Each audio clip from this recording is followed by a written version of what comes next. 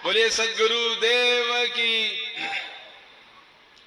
व्यासपीठ पर विराजित श्री नमन जी महाराज के प्रिय शिष्य और उनके बहुत निकट, बहुत प्रेम करते हैं उनसे और सब प्रकार से आशीर्वाद भी है उनका ऐसे। और हम भी सौभाग्यशाली हैं कि जावरा में विराजित हैं आजकल और मेरी जाति के हैं, मतलब वकील हैं। ऐसे हमारे श्री वीरेंद्र सिंह जी, वीरेंद्र सिंह के मंच पर आए और महाराज श्री का आदेश हुआ है। वीरेंद्र सिंह जी भाई साहब, महाराज श्री का आदेश हुआ है, मंच पर पधारें और उद्बोधन देने की कृपा करेंगे। देखिए, दो तीन चीजें इनमें बहुत अच्छी लगती है मुझे।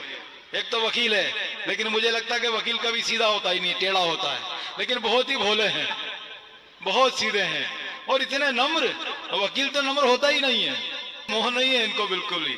और राजनीति में रहने वाला आदमी, ओहो, राजनीति में तो साम दाम दंड भेद सब होता, लेकिन ये तो बिल्कुल सरल है। राजनीति में कैसे आ गए हैं? ऐसे विद्वान, सरल, नम्र और प्रसन्न रहते हैं ऐसे श्री वीरेंद्र सिंह जी। मैं निवेदन करूंगा कि वे भी हमें उद्बोधित करेंगे। श्री वीरेंद्र सिंह जी। बोलिए सद्गुरु देव की। प्रभु श्री जगन्नाथ जी की इस पावन धरा पर यहाँ उपस्थित व्यासपीठ को प्रणाम करते हुए, गुरुदेव के चरणों में प्रणाम करते हुए और आप सब गुरु भाइयों को, यहाँ उपस्थित सभी शक्ति स्वरूपा मातृ शक्ति के चरणों में नमन करते हुए, आप सब भक्तों के चरणों में नमन करते हुए इस पावन धरा को नमन करता हूं। हम सब सौभाग्यशाली हैं कि हमें प्रभु श्री जगन्नाथ जी के इस पावन धाम में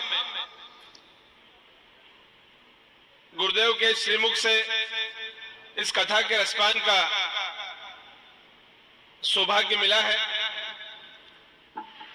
मैं गुरुदेव, मुझे जब यहाँ आने के लिए मैंने फ्लाइट की टिकट करवाई, मेरे दो तीन मित्रों से मेरी बात हुई तो उन्होंने मुझे कहा कि यार बहुत कम समय बचा है, कुछ कार्यक्रम भी चल रहे थे वहां पर, और मेरे जो संगीत साथी थे उन्होंने मुझे कहा कि इस समय पे छोड़ करके अजीब अजीब प्रोग्राम बनाता है, तुम्हें गुरुदेव की कथा सुनने जाना है।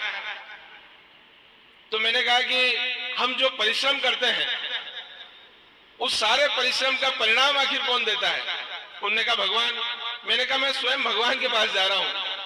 तो सारे परिश्रम का परिणाम आप सब, हमको ये लगता होगा शायद कि यार हम अपना काम धंधा छोड़कर, अपना व्यापार व्यवसाय छोड़कर यहाँ आ गए, लेकिन अंत में हमारे सारे परिश्रम की जो पूंजी है वो पूंजी जहां से प्राप्त होती है, हम उस धाम में हैं। इसलिए निश्चित रूप से हमारे जीवन के सबसे ज्यादा अमूल्य समय हम यहाँ पर बिता रहे हैं, ऐसा मैं मानता हूँ।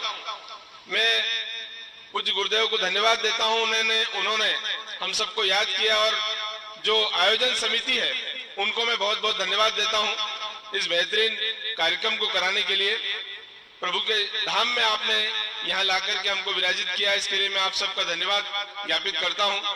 हम सब सौभाग्यशाली हैं गुरुदेव, और मैं समझता हूँ कि मैं इससे पहले भी कई जगह, चूंकि राजनीतिक क्षेत्र में, सामाजिक क्षेत्र में आईपी साहब भी जाते रहते हैं, कई बार अवसर मिलते हैं, लगभग महीने में 5-7 कथाओं में अलग अलग ब्राह्मणों के विचार सुनने के मिलते हैं, साधु संतों के पास जाने के।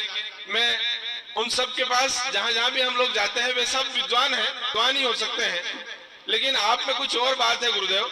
इसलिए शायद मैं पहली बार जब गीता मंदिर में आपको सुना था और उस कार्यक्रम में मैं जब पहुंचा, उसके बाद मैं थोड़ी देर के लिए वहां पे पहुंचा था, लेकिन उस दिन बुलाने पर पहुंचा और आपको सुनने के बाद दूसरे दिन बगैर बुलाए वहां पर पहुंचा आपको सुनने के लिए। और उसके बाद सांवलिया जी के मंदिर में जो आपकी कथा हुई उसमें भी हम लोग जितना समय दे पाए वहां पर भी हमने दिया।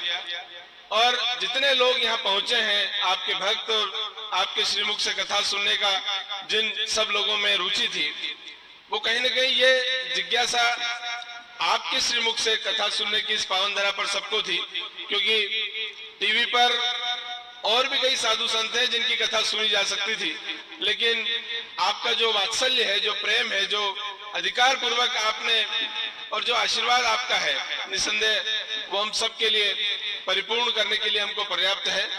मैं पुनः आप सबको धन्यवाद देता हूं इस सफल कार्यक्रम के लिए, और जगन्नाथ भगवान की कृपा मेरे सब भाइयों पर, गुरु भाइयों पर और आप सब माता बहनों पर बनी रहे, ऐसी प्रभु से प्रार्थना करता हूं। बहुत बहुत धन्यवाद।